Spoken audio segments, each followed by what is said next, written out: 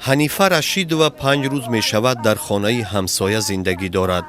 منزل او شب یکم بر 2 ایون از سیل و آبخیزی ضرر دید.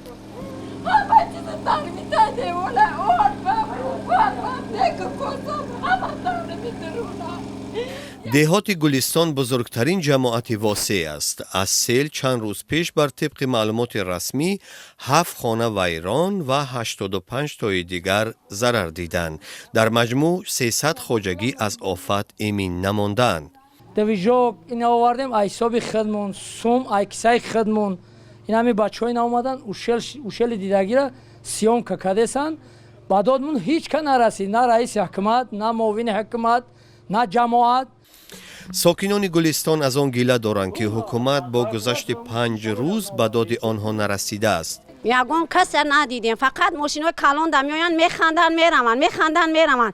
کجا دایم کلانای حکومت، کجا دایم حکومت داری؟ مقامات وعده دادند که حساب و کتاب دارند و در فرصت نزدیک کمکشان میکنند. و از روزهای نزدیک به فیلم همه من همون چیزهای لازمه خوراک و دیگر با آنها دسترس میشن. مردم نگرانند که تا رسیدن این کمک ها منزل های درون آب مانده شان ویران تر می شوند.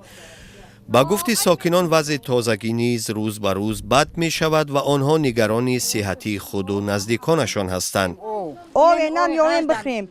کانال لایلقای هسته که یا حادثه های خورده نمی شود آوه. دیگه بخدا دیگه کار کردن مونه نمیدونیم.